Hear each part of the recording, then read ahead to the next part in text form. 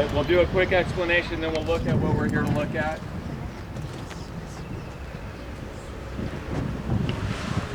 Okay, while we're waiting for the others, I know that this is a small picture, but if I'm holding it in the direction, this is the excavations that took place in the 1930s. Okay, and so you're looking at the same section right now. Well, if you're looking that way, that was excavated in the 1930s by a guy named John Garstang. You can see the mountain. See the mountain in the backdrop there? You can see it right here. Okay?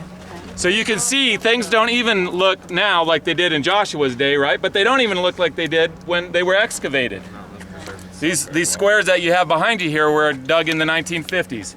Okay, so what did they find when they excavated here? Number one important thing that they found is a burn layer across the hotel. Wherever they've dug, they've found this burn layer. Okay? That's important because our ancient text, remember we were talking about the most important tool in archaeology is what you use to interpret what you're finding. Well, our ancient text tells us that there's a burn layer from that time, right? What's very interesting is what they found in the burn layer. And what they found is room after room, as you're looking this way, room after room that were full of these huge storage jars. Do you see them? These huge storage jars. And if you look inside of the storage jars, they were full of grain, and a particular kind of grain, barley. And the Bible says that the Israelites crossed the Jordan River right over here, and it says what time of year it was. They crossed at harvest time. Then they came across to Gilgal and they celebrated Passover. And Passover is associated with agriculturally with the barley harvest. In 50 days from now, then it'll be the wheat harvest. But right now it's the barley harvest. This is barley. And it's all burned. And here's a picture of one of the storage jars with the burned barley in it. Full of burned barley.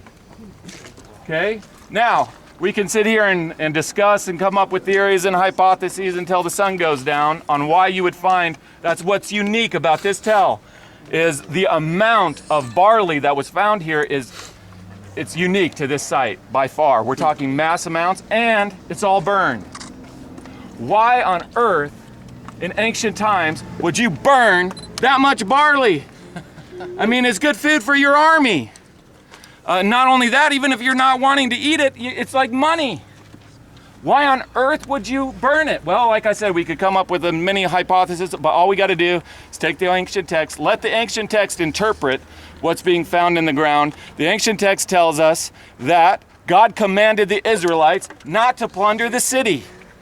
You're not allowed to plunder the city. You're to burn it as an offering to me. It's the only explanation I could come up with why an army would burn that much grain. They did not plunder the city.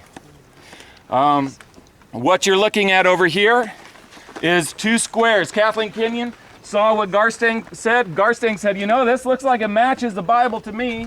Kathleen Kenyon, who was an atheist, came in and said, nope. And so she went to check Garstang's work. She put in these squares right here, and she found exactly the same thing. One room after another, full of storage jars, full of barley that's burned. And you can see the destruction layer. You see it right across there. You can see pots. If you kept digging that way, you would find the same thing. You can see the pots. Do you see them? Sticking out of the thing? That's the destruction layer from the time of Joshua. Which one's this one? Right across here. You see the burn? Don't get too You close. see the ash layer, and then you see the pottery that's destroyed in it.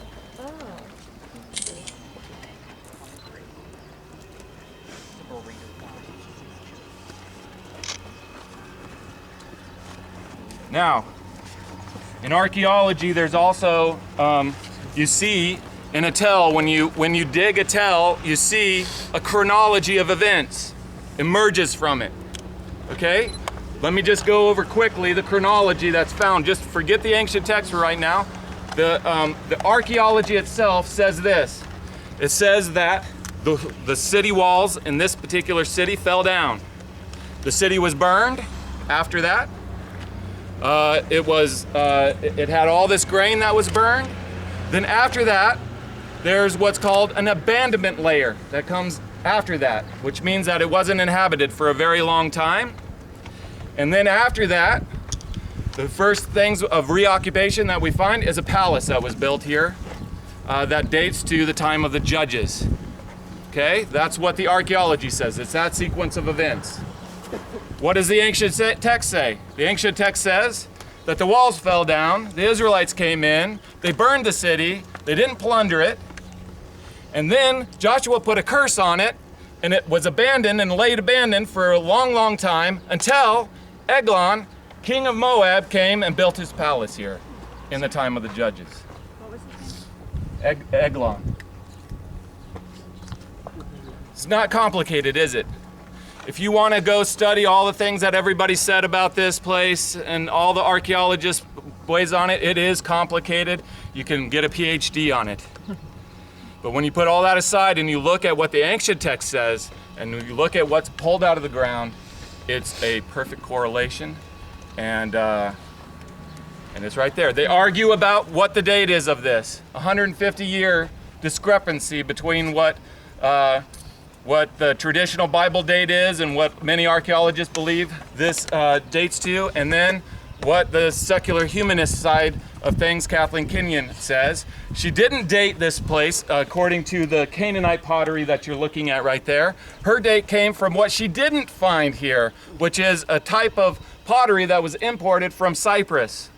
But Garstang, who dug before, found the imitation of that same kind of Cypriotware, which dates to the same time.